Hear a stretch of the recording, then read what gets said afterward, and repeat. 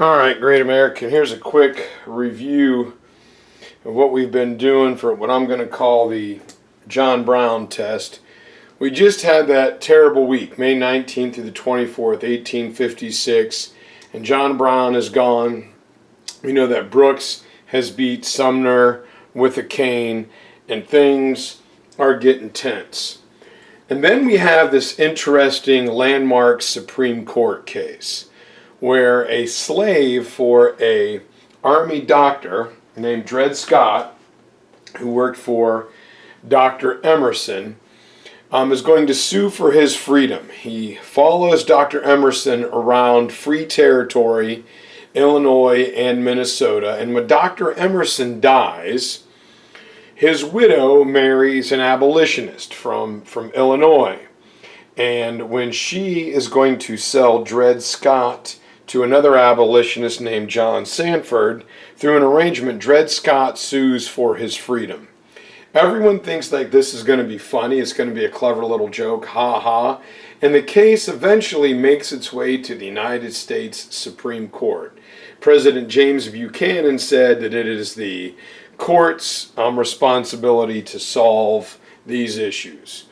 Well, the case does not go as planned. The arguments for Dred Scott were, since he lived in free territory, he should become free. Well, there in that picture is the Chief Justice of the Supreme Court, Roger Taney. And the court rules 7-2 in favor of the slave owner. And Roger Taney goes on and says that slaves are not considered citizens, and so they have no right to sue in court. His majority argument said something to the effect of, if the founding fathers wrote the Constitution for white men, if they wanted it to apply to black men, they would have said so, and they didn't. So sorry, slaves, you're not citizens. Furthermore, Chief Justice Taney goes on a tear and says that pretty much all anti-slavery legislation was illegal. Going back to the Missouri Compromise, it was unconstitutional. So the slave owners come up with a big win here in the Dred Scott hearing. Meanwhile, out in Illinois, we have a series of famous debates between President Abraham Lincoln, a young lawyer named Abraham Lincoln, and Stephen Douglas, the incumbent senator to Illinois. Now, Lincoln had served a term in Congress as a replacement for a year, and the two go on these 7 stump speech series of debates, with the main topic being slavery. And the debates are nasty and mean and mudslinging. And Lincoln loses, but he had the ability to resonate, to use language that the people on the plains could understand. And while he loses the election, he gains national attention for doing so. And Senator Douglas, one of the richest, most wealthy men in the country, who is eyeing a run for the White House, said that, this man Lincoln is a tough opponent. With his wit and his dry jokes and droll ways, he is honest as he is shrewd. Man, I don't want to be the next guy that has to run against him. So Lincoln skyrockets to fame. And shortly after this, he gives a quote about slaves. He said, "Be careful when you dehumanize the slave and you put him where the light of hope is extinguished, and if you make him but a beast in the field, the darkness that broods over them is the same darkness that broods over the damned. Be very careful when that beast turns and attacks you." And he goes on to say, like, if we can take liberty from the slaves, then who is next? Is it Catholics? Is it foreigners? Well, he goes, I would rather live in Russia where they make no pretense of liberty. And this is the worst case scenario for what Lincoln's quote was. This man here, John Brown, taking a pledge to eternally fight against slavery.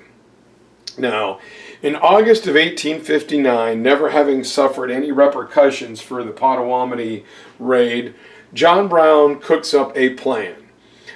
He will be financed by a group of people known as the Secret Six, and they are going to give him resources and introduce him to people like Frederick Douglass, who says, hey man, look, this idea is not a good one. You remember what happened the last time Nat Turner rebelled. This isn't good.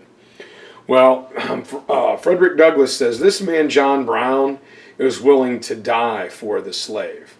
And after putting the plan together in August, they wait a couple months, and on a dark October night, John Brown and his men sneak into the town of Harper's Ferry, West Virginia, where they are going to attack the arsenal there, and they are going to arm the slaves, where John Brown believes he's going to lead them into the mountains, and they will be a mighty black nation. Well,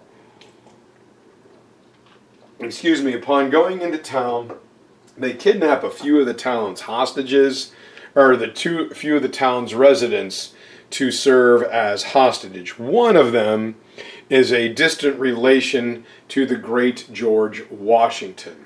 Unfortunately, the first man shot in John Brown's quest to free the slaves was a free black man who was going through the town lighting the evening gas lamps. Well, taking a leave from the army to come home and take care of his sick wife is a man by the name of Lieutenant Colonel Robert E. Lee. He is sent by the president out to deal with the situation at Harper's Ferry, and Lieutenant Colonel Lee and some Marines will break into the firehouse. John Brown and his men left the arsenal, and they ran down the road to a stone fire station, or brick fire station, and there Jeb Stuart recognizes him as the guy in the ditch back in Potawatomi. The Marines rush the gate at dawn, and John Brown is captured. Unfortunately, several Marines are wounded and killed, as is one of the civilians. John Brown will be sentenced to hang on December 2nd, 1859, and his last words were, "The crimes of this guilty land will not be purged but with blood. It'll take a war to free the slaves." And so this brings us to 1860. And the Democrats are going to hold their convention to nominate one of their members for president in Charleston, South Carolina. While there, the Southern delegates walk out because the Democratic Party will not guarantee the rights of slaveholders. So the Democrats wait a couple months, and then they meet again in Baltimore, Maryland. Once again, the Southern delegates walk out. While they are gone, the Northern Democrats nominate our good friend from the Lincoln-Douglas debates, Stephen Douglas, to be the Democratic nominee for president. Well, upon hearing this, the Southern Democrats say, "Oh, no, you didn't." They nominate one of their members, Mr. John C. Breckinridge, as the Southern Democratic candidate. So the Democrats are running two candidates for president in 1860. Now, out in Illinois, the Republicans hold their convention in Chicago, hoping to, gain support of the people moving out west. And everyone expects former governor and senator from Ohio, William Seward, to win. Problem with Mr. Seward is that he is a radical abolitionist, and the Republicans say, first thing we're going to do is to condemn John Brown. Well, Seward goes off script and starts talking about abolition and freeing the slaves, so he's done. And then people thought, okay, fine, we'll nominate Ed Cameron of Pennsylvania, but he had ties to political scandal. So the third guy everyone thought had the shot was Salmon Chase of Ohio, who was seen as a crook. So while no one could agree and the votes were split 33% between these three men, everyone's second choice was some guy named Lincoln, who performed well in the Lincoln-Douglas debates. When Seward Chase and Cameron are promised good positions in his cabinet. They would be the puppeteers, and good old this hayseed Lincoln would be the puppet. Abraham Lincoln is nominated for president in 1860. There is one more candidate for president. The Constitutional Union Party, so the so-called Do-Nothing Party, nominates a guy named John Bell. They were known as the Do-Nothing Party because when everyone when asked what they would do with the pressing issues of the day, they go, everything's pretty much fine, we're just going to leave it alone. Well, when the four candidates for president are filed, Lincoln does not appear on the ballot in 11 southern states, doesn't even make the ballot. However, Lincoln for president will carry the day, and he is going to win the election. He only receives about 40% of the vote, but he wins anyway since the Democratic Party was split. Douglas got about 20%, Breckinridge got about 20%, and somehow, I don't know, but even John Bell got around 10%. So Abraham Lincoln is now elected as President of the United States. When that happens, down in South Carolina, the big newspaper, the Charleston Mercury, says the tea has been thrown overboard. Let the revolution of 1860 begin. And then others say South Carolina is too small for a republic, but too large for a lunatic asylum. This is going to be bad. Shortly after the first of the year, about 3 weeks after South Carolina secedes on 1:15 p.m. on December the 20th, Mississippi will secede January 9th, Florida will go on the 10th, Alabama the 11th, Georgia the 19th, Louisiana the 26th, and Texas will secede on February 1st, 1861. And so you see the gray states there, Arkansas, Tennessee, North Carolina, and Virginia, they did not secede. They are kind of like seeing what's going on until after Fort Sumter. The teal, Missouri, Kentucky, and Maryland are going to be border states that will not secede during the war. And so, now that these states have seceded, what do? In February, a couple days after Texas seceded, Montgomery, Alabama hosts the Confederate Convention, where they will write a constitution that is very similar to the United States Constitution. It just has 4 specific differences. Number 1, the president will serve a 6-year term, not a 4-year term. There is the perpetual existence of slavery that is written into the Constitution. Each state is its own sovereign country. And states, this is like the Articles of the Confederation. If states are allowed to secede, take their ball and go home if they don't like what everybody else is doing.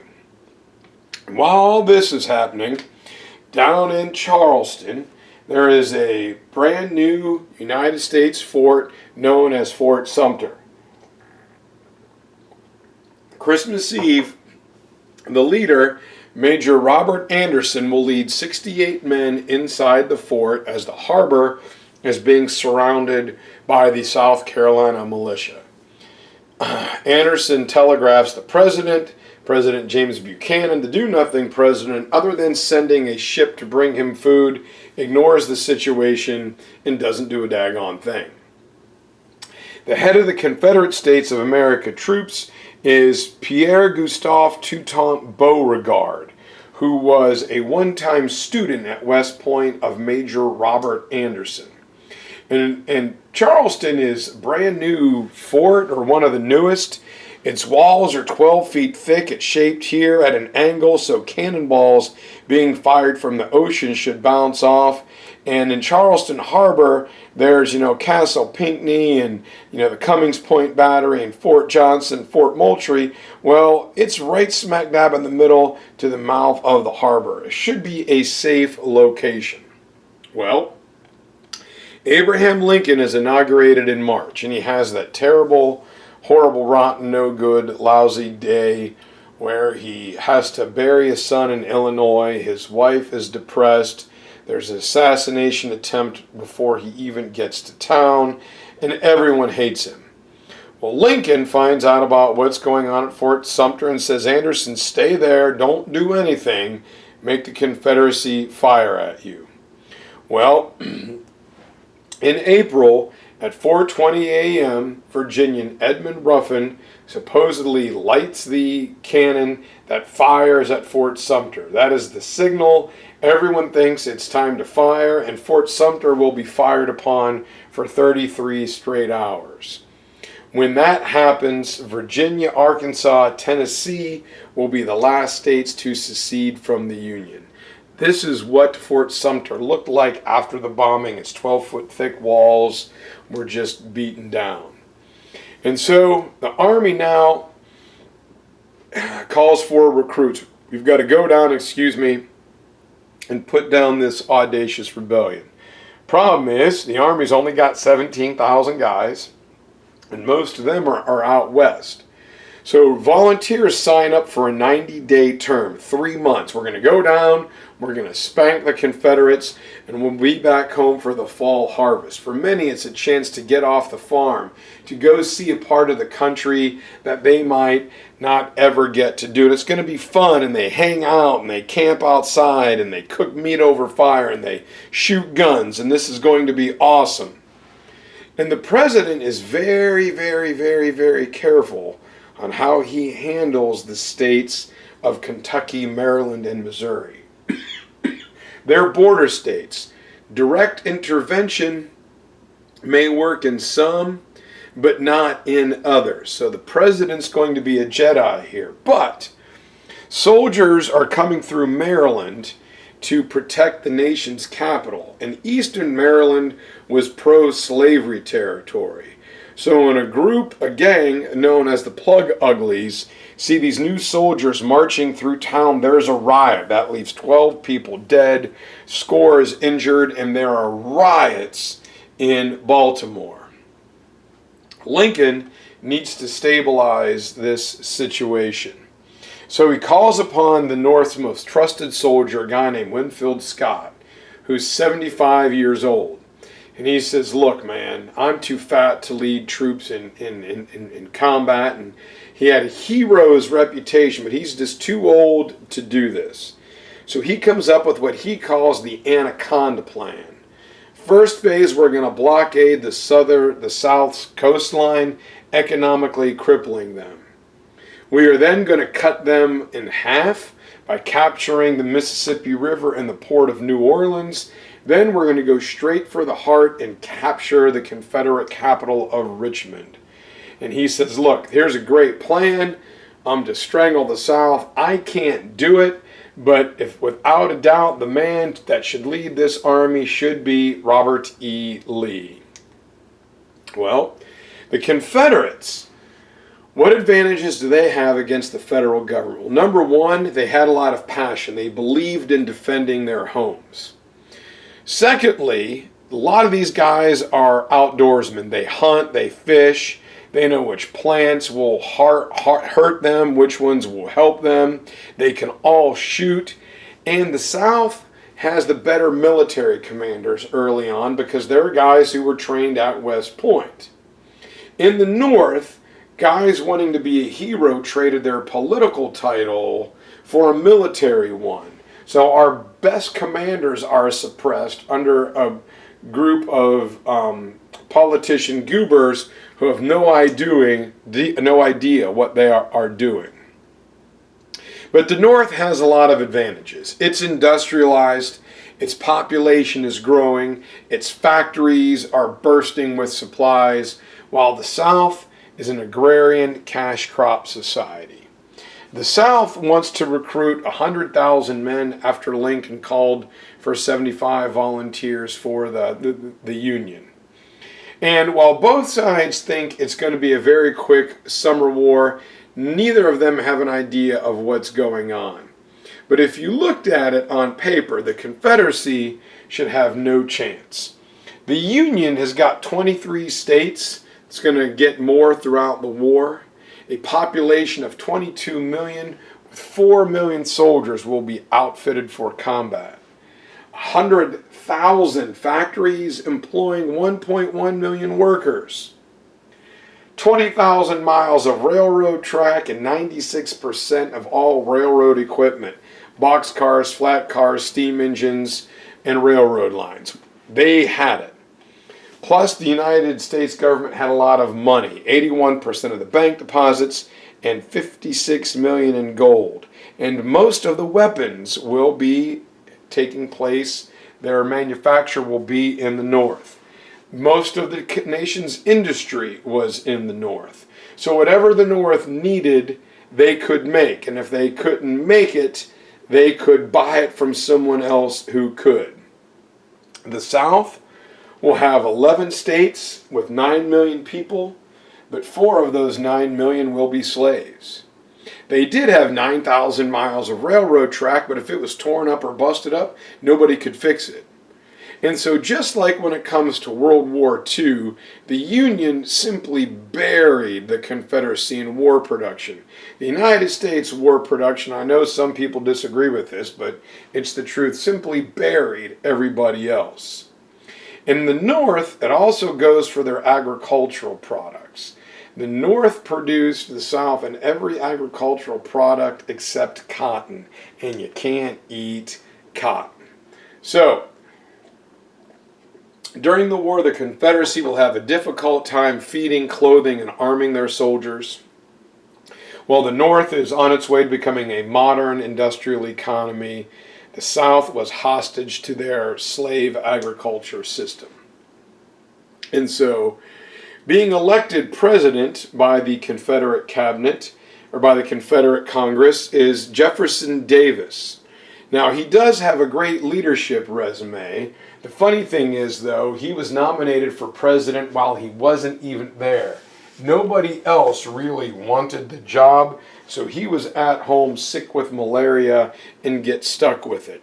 He and Lincoln both were very controversial. Both were accused of trying to gain more power for the presidency while in office. But while Lincoln listened and learned, Jefferson Davis just fought with his generals all the time. He thought that he was always right since he was a military man. His vice president was Alexander Stephens, a short little guy, barely 5 feet tall, who was Lincoln's best friend when they both served in Congress. Davis and Stephens routinely argued throughout the war, as Stephens secretly hoped the Confederacy would fail. So there is Davis on top and Stephens sitting in the chair there. So we're going to pop on down here real fast, and we're going to get to Robert E. Lee. Robert E. Lee's ancestry goes back to the founding of America. His dad, Light Horse Harry Lee, was one of the right-hand men to to General Washington, saying that Washington is first in peace, first in war, and first in the hearts of his countrymen. His uncle, Richard Henry Lee, proposed independence. Another one signed the Constitution. Another one was an ambassador. I mean, the Lees are connected to the founding of the country. However, after serving the army in the country faithfully for over 30 years, he turns down the top job of leading the army. Had he done so, the Civil War would have lasted about 2 weeks. And he's ready for retirement, except he is appointed head of the Virginia National Guard when Virginia secedes. He said he couldn't draw his sword against his state. So, Lee will replace the first General Joe Johnston during the 7 Days Campaign and will lead the army till the end of the war. He kind of embodies Southern mythology because he did more with probably less than any general in American history, and he has this great strategic vision.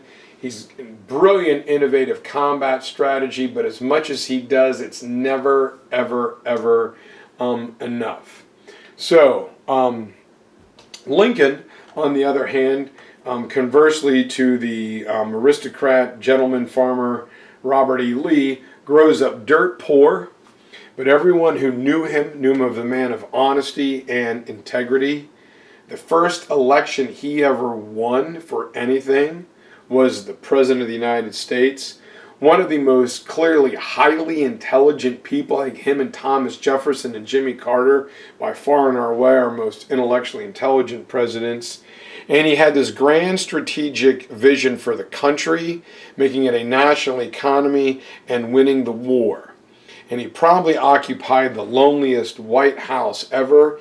The country was dividing, his cabinet hated him, and his wife was suffering from depression and the loss of their children and moving away. The man just had a tough time, but stayed the course and does a completely incredible job. His first day was terrible.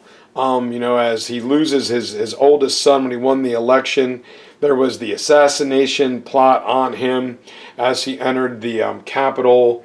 He has to give an inaugural address where he doesn't recognize the existence of the Confederate States of America, and brilliantly wouldn't meet with his best friend. One of his cabinet ministers, William Seward, does, which drives Lincoln crazy. And Lincoln, was careful in how he dealt with Missouri and Kentucky, but Maryland, since it was north of his capital, needed direct action. So he will remove the writ of habeas corpus. He had a lot of Confederate troublemakers and power brokers arrested up there and told the governor, if you can't clean up Maryland, I will do it. And he's a very loyal guy. He sticks by his troubled commanders, especially a guy we'll meet later named Ulysses Grant, because he knew what the country needed and he dealt with it and overcame it in the most extreme personal crises and tragedy most people will go through. He handled it while keeping his country functioning as well. So that's your quick review, 27 minutes. Hope you guys watch it and do well.